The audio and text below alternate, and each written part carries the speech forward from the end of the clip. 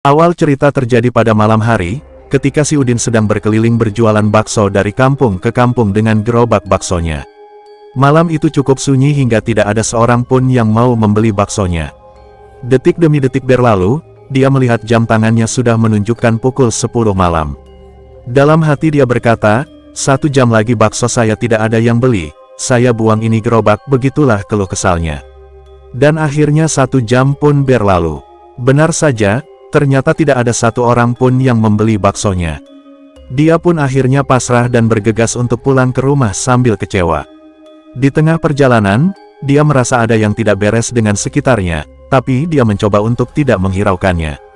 Akan tetapi, lama-kelamaan dia penasaran juga, hingga pada akhirnya dia mencoba untuk melihat ke kanan, kiri dan belakang, tapi tidak ada apa-apa.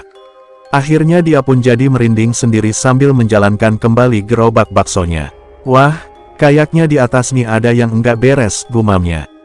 Dan benar saja, saat dia menoleh ke atas, tampak sosok mengerikan yang dibalut kain kafan yang sudah kusam.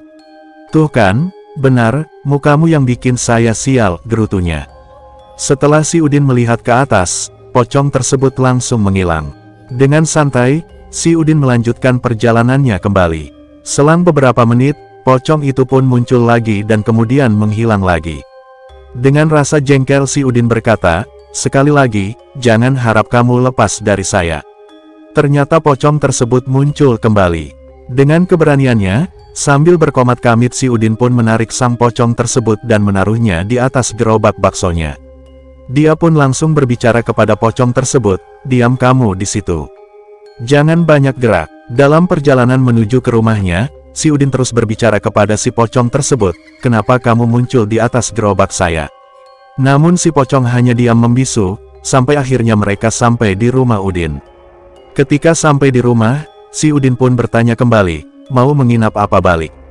Si pocong pun hanya terdiam. Tak lama kemudian pocong itu melotot menatap si Udin, dan pada akhirnya pocong itu lenyap dengan sendirinya.